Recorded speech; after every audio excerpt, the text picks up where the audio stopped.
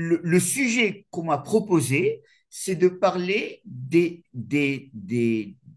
on va dire, des commandements dans lesquels sont astreints les Bnei Noirs. Et il y a un texte dans le Talmud, dans le traité Cholin 92a, qui traite de ça. En tout cas, qui dit qu'il y a dans les nations, ils doivent ils doivent respecter 30 mitzvot. Et donc le Talmud précise, donc à la fin de la page, en réalité, ils ne tiennent que trois, qui sont, dit le texte, donc dans le 92b. Quand j'ai lu ce texte, j'ai été assez impressionné parce que de nos jours, c'est plus le cas. Le texte dit, ils ne font pas de contrat de mariage entre homosexuels. Première chose. Ensuite, ils ne vendent pas d'une manière officielle de la viande d'une bête morte ou de la viande humaine, et une qui respecte la Torah, enfin l'importance de la Torah. C'est les trois choses sur les 30 qui font. Et Rashi, donc le commentaire de Rashi, nous dit le texte talmudique lui-même n'explicite pas c'est quoi les 30 commandements. Alors, je suis tombé sur un texte qui va expliciter tout ça, qui va expliciter c'est quoi les 30 commandements. Alors, ce qu'il faudrait savoir, c'est alors, je pense qu'on a dû ce texte, vous avez dû le faire ou entendu au moins des dizaines de fois, en tout cas pour les personnes qui débutent ce qu'on appelle la notion de Noachid, c'est qu'en réalité, attendez, il faut juste que je retrouve le texte. Voilà, en réalité, ça commence depuis l'ordre du premier homme. Le Talmud, dans le traité Sanhédrin, va nous va prendre un verset qui paraît tout à fait anodin et va le travailler pour nous dire, de là j'apprends qu'il y a 6 commandements que le premier homme a été astreint. Alors, en réalité, quand on dit les 7 mitzvot, les 7 commandements des Noachides, c'est parce il y a eu un commandement particulier qui a été rajouté, mais au départ, il y en a 6 dans lequel le premier homme a été astreint. Et donc, Maïmonide, dans son œuvre magistrale qui est ce qu'on appelle les Yad HaChazaka, donc c'est le livre où il a codifié toutes les lois juives, nous dit la chose suivante. 6 commandements, le premier homme a été ordonné, qui sont l'idolâtrie, le fait de ne pas, on va dire, maudire Hachem Chaz Khalila, donc lui dit d'une manière, on va dire, imagée, bénir Dieu, de faire donc le meurtre, de faire couler du sang, les interdits sexuels, donc il y a des interdits sexuels particuliers on va dire les juifs et pour les bnei noirs, le vol, le fait d'établir des juges et des tribunaux dans les différents endroits où il y a des êtres humains.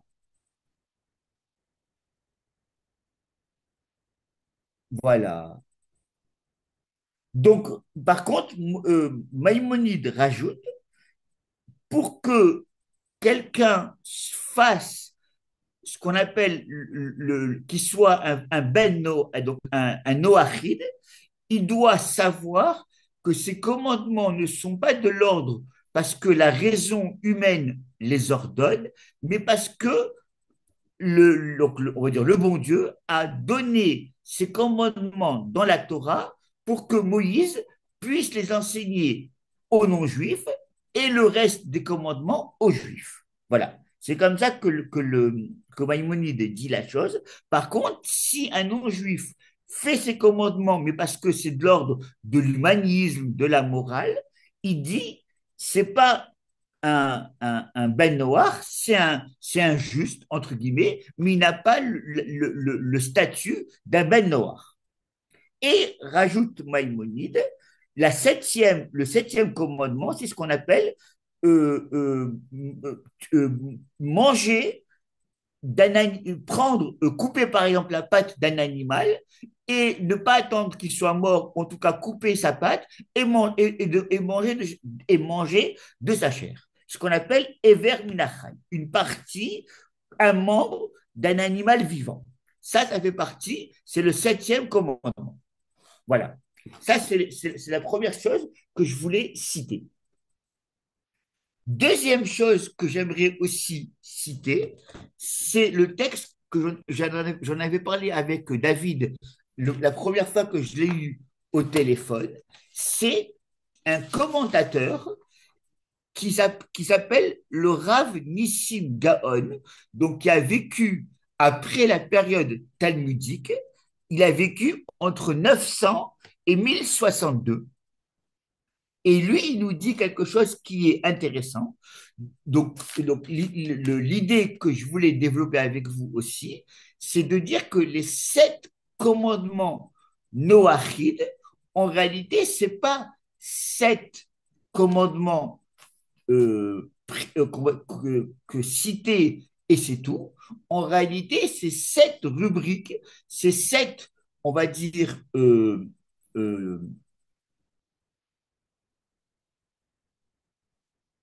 groupe de commandements et dans lequel on peut chaque fois rajouter des commandements parce que ça se rattache à tel et tel commandement. Par exemple, il va nous dire que dans le Talmud, il y a ce qu'on appelle trois traités qui s'appellent la première porte, Baba Kama, la porte du milieu, Baba Metzia, et la dernière porte qui s'appelle Baba Batra, qui sont trois traités talmudiques qui vont traiter des lois, des dommages et intérêts, un qui va traiter de tout ce qui est financier, les héritages, les appartements, etc., les dommages immobiliers, voisinage, etc., et tout ce qui peut être aussi entre ce qu'on appelle entre quelqu'un et son voisin, donc les dommages, on va dire, assurance, etc. Et lui nous dit, tout ce qui est de l'ordre de l'intelligence, ça veut dire que ce n'est pas un commandement que la Torah nous impose, mais c'est un commandement que l'intelligence humaine nous fait sortir et nous enjoint par l'intelligence à, à le, comment on va dire, à le faire, alors un ben noir est aussi ordonné de le faire. Donc, ce qu'on appelle les sept lois noachides sont en réalité beaucoup plus vastes qu'on pourrait imaginer, puisque par exemple, un ben noir devrait savoir, en tout cas, être au courant de ces trois traités talmudiques qui sont extrêmement complexes et dans lesquels il y a beaucoup de lois, mais comme ce sont en grande partie des lois fondées sur la raison, alors un ben noir serait aussi astreint. Voilà. Ça, c'est la deuxième chose que je voulais citer. Vous m'entendez? C'est bon, c'est clair? Vous avez le Oui, droit de parler, hein, parce que je sais pas ce qui se passe si j'ai un retour ou pas. on entend très bien et ça va. Oui, oui, ça va. OK? Alors maintenant, on va faire le texte que je voulais, donc la personne qui s'appelle Rabbi Menachem Azaria de Pano, donc il a vécu en Italie et qui était donc un grand halachiste et un grand kabbaliste. Il a vécu il est né en 1548 et il est décédé en 1620. Donc lui, il a écrit plusieurs livres, donc des livres de loi juive et des livres, on va dire, de pensée juive. Et dans le chapitre que j'ai gardé, il va parler justement c'est quoi les 30 commandements qui existent. Alors attendez, il faudrait juste que je retrouve ça dans mon texte. Voilà. Euh, et juste un instant. Voilà. Alors, le texte, il s'appelle Ricourt. Donc, le livre, il s'appelle tout simplement Les 10 paroles. Et il est subdivisé en plusieurs parties. La partie qui nous intéresse, elle s'appelle Ricourdine. Donc, ça veut dire une compréhension, une analyse du din. C'est la troisième partie et c'est le chapitre 21. Et donc, dedans, notre auteur va nous développer ce qu'il appelle, ce que Rachi et ce que le Talmud appelle les, les 30 lois que le Ben Noir est, on va dire, astreint à respecter. Alors, bien entendu, l'idée va être la suivante, c'est qu'on va utiliser les 7 lois noachides et dedans, on va rajouter des lois qui sont similaires, semblables ou qui découlent de ces 7 rubriques-là. D'accord? Alors, on commence. Donc, malheureusement, j'ai pas, le texte est en hébreu, donc je ne sais pas s'il a été peut-être traduit en anglais. Je ne sais pas. Mais en tout cas, je vais essayer de faire une partie avec vous, le temps qui m'est imparti, pour qu'on puisse avoir au moins, grosso modo, quitte à les analyser une prochaine fois plus en détail, c'est quoi ces 30 lois. Alors voilà.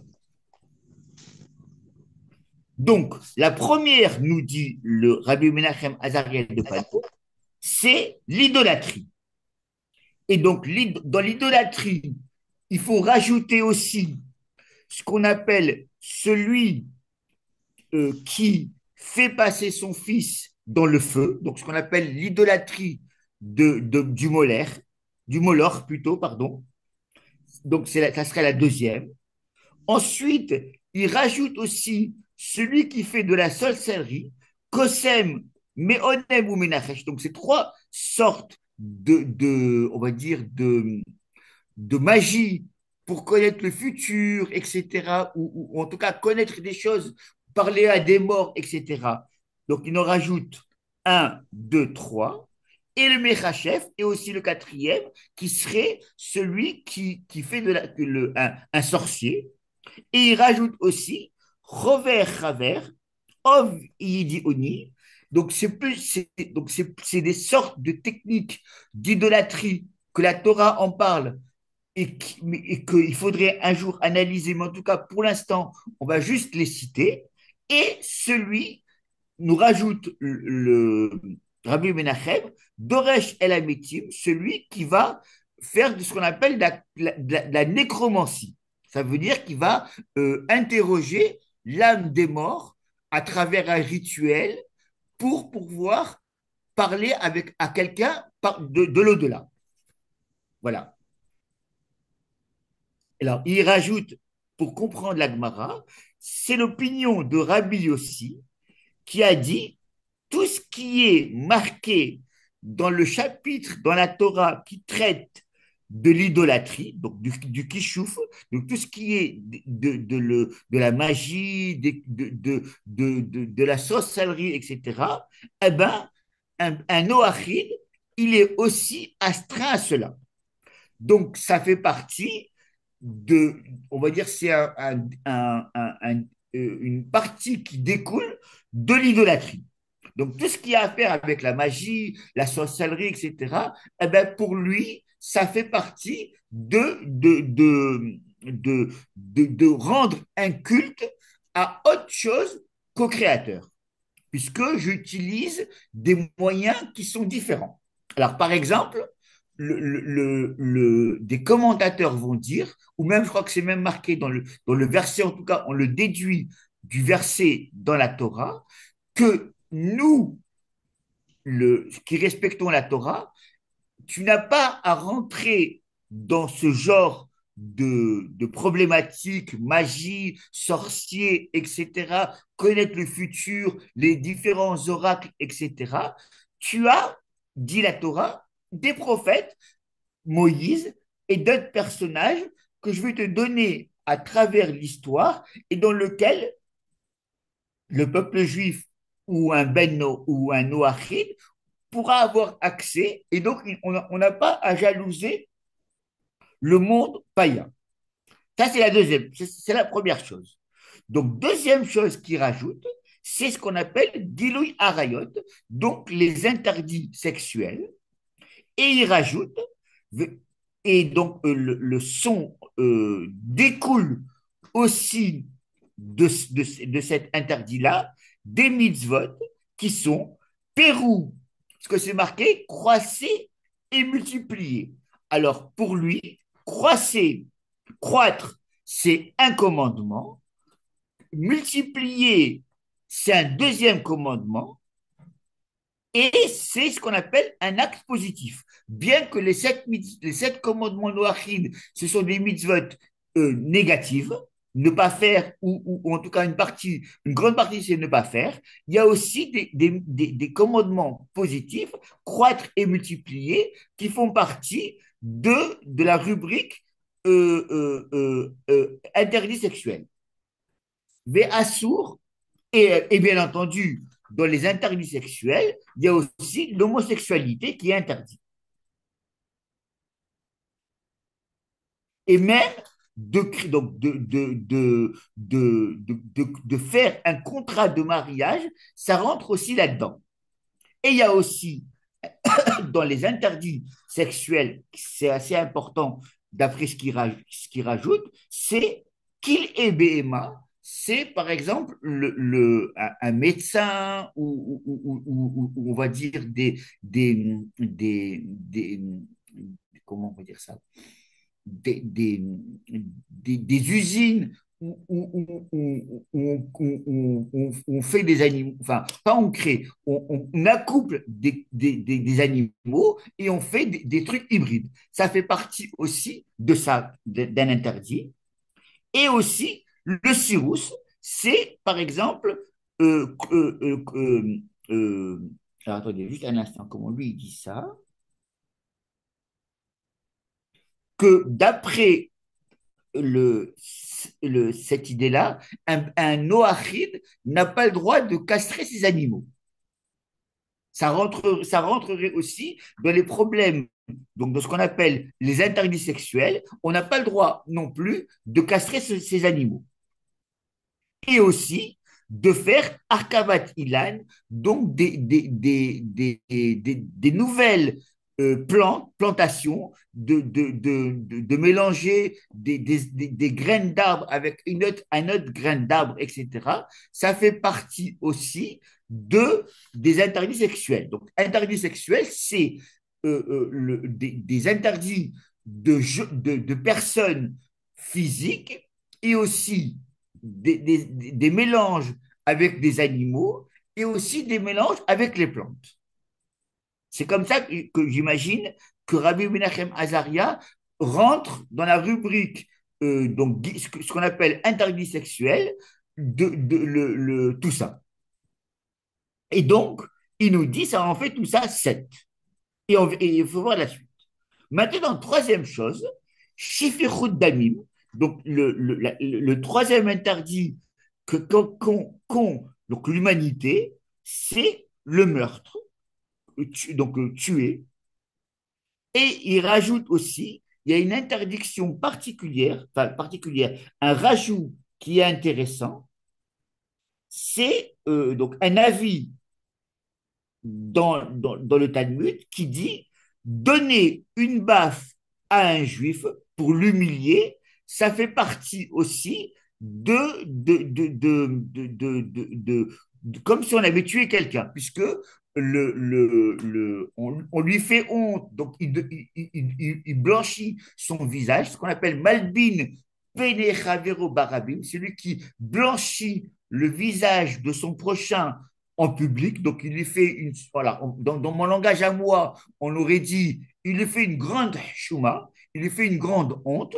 Eh bien, ça fait partie de l'interdiction de tuer quelqu'un.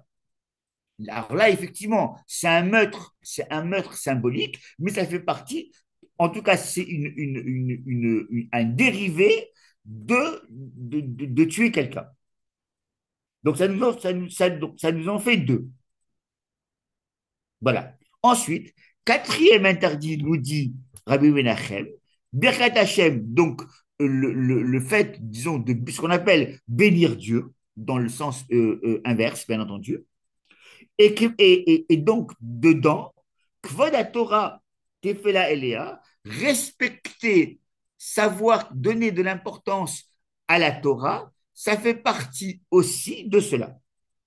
Puisque, alors j'imagine, alors je ne sais pas si je l'ai lu chez lui ou c'est moi qui rajoute ça, comme la Torah est la parole de Dieu, donc celui qui ne respecte pas la Torah ne respecte pas celui qui l'a ordonné, son créateur. Donc ça fait partie donc c'est un dérivé de cette mitzvah-là. Ensuite, il nous rajoute dans la même veine et dans le même esprit, c'est qu'un ben Noach, donc un Noachide, doit étudier les commandements dans lequel il est astreint. Donc, comme j'avais dit tout à l'heure avec le Rav Nissim Gaon, par exemple, donc un Noachide, il doit étudier ce qu'on appelle les 7 commandements des Ben Noach, avec les rajouts qu'on vient de voir. Ensuite, on peut rajouter avec ce que vient de dire le Rav Nissim Gaon, qu'effectivement, il y a des commandements, tout ce qui est de l'ordre de l'intelligence humaine, et bien que la Torah en parle pour les Hébreux, enfin, pour les Juifs en tout cas, mais ça inclut quelque chose donc d'une moralité et d'un sens, on va dire, intellectuel dans lequel tout le monde va se retrouver, alors un Noachide est aussi astreint. Ça c'est le premier point. Deuxième chose qui est aussi importante, c'est tout ce qui a trait avec la relation avec son créateur. Savoir qu'il y a un Dieu unique, qu'il y a un Dieu créateur, qu'il y a un Dieu qui est omnipotent, qui est immanent, transcendant, qui ne change, qui est l'immutabilité divine, etc. Donc on peut rentrer là-dedans aussi plein de choses dans lesquelles, alors je vais lancer le mot qui peut paraître un petit peu, on va dire, pas grandiose, mais disons, qui peut paraître, on va dire, qui peut faire un petit peu peur, une grande partie des écrits de la Kabbale, par exemple, ou de la philosophie du Moyen Âge, puisque ça traite de la relation du créateur avec sa créature, un Ben Noach, un Noachide et aussi astreint. Donc, ça donne déjà au niveau de l'étude de ce qu'on appelle la Torah des Noachides quelque chose de beaucoup plus englobant, de beaucoup plus dense, de beaucoup plus, on va dire,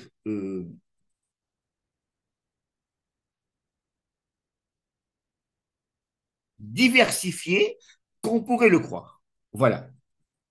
D'accord. Et ensuite, il nous rajoute le fameux texte de la Gemara qu'un Ben Noach qui étudie ces lois qui lui sont concernées, il est comme le grand prêtre, il a la même sainteté que le grand prêtre qui étudie aussi la Torah. Donc ça nous fait encore 3 commandements de plus par rapport à ce qu'on avait dit au départ. Ensuite, il y a ce qu'on appelle le vol. Alors, par exemple, dans le vol, il rajoute aussi qu'un Ben Noach, donc un Noachide, a le devoir, entre guillemets, de ne pas étudier certaines lois qui sont réservées au peuple juif, puisque c'est marqué, la Torah, elle est fiancée ou elle était l'héritage du peuple hébreu. Donc là, si tu prends des choses dans lesquelles le Noachide n'est pas concerné, c'est comme si il volait quelque part l'héritage de quelqu'un d'autre.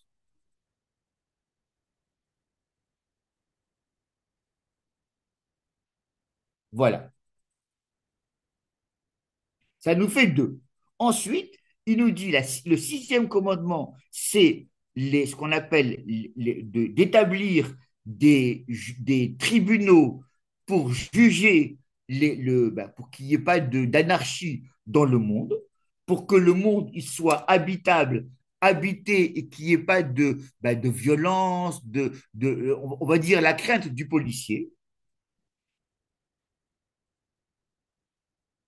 Et aussi, alors, il rajoute aussi dans ce commandement-là, donc le 26,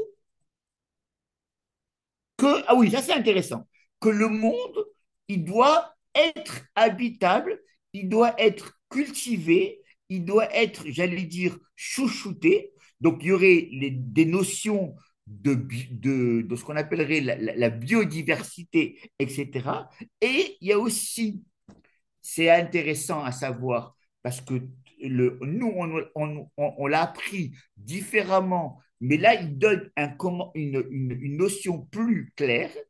C'est marqué donc, qu'un ben noir ne doit pas faire le Shabbat.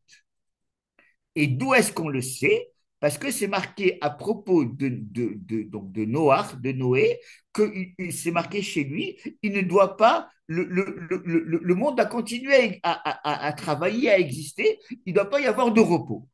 Et donc, par exemple, même s'il ne fait pas le Shabbat, du moment qu'il décrète un jour dans la semaine qui est chômé, c'est un interdit. Alors, un interdit dans le sens, ça ne veut pas dire qu'il doit faire le Shabbat tel que les Hébreux, les Juifs le font, mais un jour dans lequel il décide de pas labourer, de ne pas travailler, etc. Ça, c'est une interdiction. Pourquoi? Parce que de la même façon qu'il y a une loi qu'un noachide doit créer des structures pour que le monde fonctionne, donc les lois et les juges, eh bien aussi, il faut que le monde puisse continuer à exister. Et donc, c'est pas qu'on veut pas de société de loisirs, mais on veut qu'on ait un monde qui fonctionne et qui est productif. Voilà. Ça y rajoute à propos de la notion de juge. Donc, ça nous fait donc deux commandements en plus. La septième, qui nous dit, c'est ce qu'on appelle donc le commandement qui a été rajouté à Noé, ce qu'on appelle Ever Minachai. Donc, c'est par exemple, alors, ça pourrait apparaître comme de la cruauté, et c'est de la cruauté. C'est par exemple, soit couper la patte d'un animal qui est vivant et aller la consommer, ou tout simplement ne pas attendre la mort de la bête pour pouvoir la dépecer ou prendre une partie de ses membres pour les manger. Et donc, qu'est-ce qu'il rajoute là-dessus, nous dit Rabbi Menachem Azaria? C'est ce qu'on appelle boire du sang. Alors, attendez juste un instant, Kavzaïd, c'est quoi? C'est ça, par exemple, boire du sang d'un animal vivant, je n'ai pas le droit. Je n'ai pas le droit non plus, d'après lui, de manger une bête qui est morte naturellement.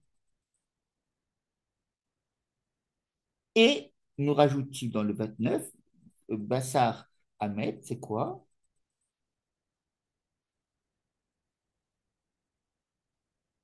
Et donc, un animal qui est mort aussi naturellement, je n'aurais pas le droit non plus de le manger. Donc, il nous dit en tout, ça nous en fait 30. Voilà.